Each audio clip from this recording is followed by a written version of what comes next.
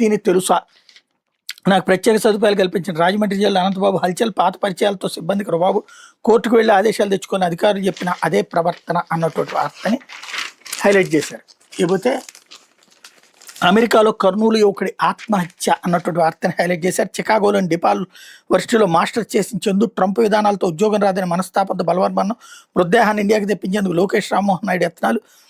కర్నూలు గీతానగర్ కాలనీకి చెందినటువంటి ఎరగబోయిన చందు అమెరికాలో ఆత్మహత్య చేసుకున్నారు.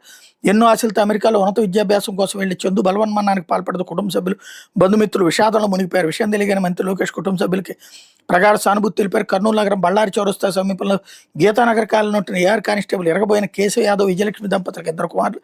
రెండో సంతానం చందు. చదువులు ఎంతో చురుగ్గా ఉండే చందును ఉన్నత విద్యాభ్యాసం కోసం అమెరికా పంపించారు. షికాగోలోని డీపాల్ విశ్వవిద్యాలయంలో ఎంఎస్ పూర్తి చేసిన చందు అక్కడే ఉద్యోగంలో చేరి కుటుంబానికి అండగా నిలవాలని సంకల్పంతో ఎన్నో ప్రయత్నాలు చేశారు. అమెరికాలో మారిన పరిస్థితులు, అధ్యక్షుడు ట్రంప్ ప్రభుత్వం తీసుకున్న నిర్ణయాల వల్ల తనకు ఉద్యోగం రాదన్న ఆందోళనతో తీవ్ర మానసిక వ్యధకు గురయ్యారు. ఆ ఒత్తిడి తట్టుకోలేక ఏప్రిల్ 25 తాను ఉండే అపార్ట్మెంట్లో గదిలో బలవన్మరణానికి పాల్పడ్డారు. తానా సభ్యుల ద్వారా విషయం తెచ్చుకున్న కుటుంబ సభ్యులు కన్నీరు మున్నీరు అవుతున్నారు అన్నట్టు వార్తని హైలైట్ చేశారు. లేకపోతే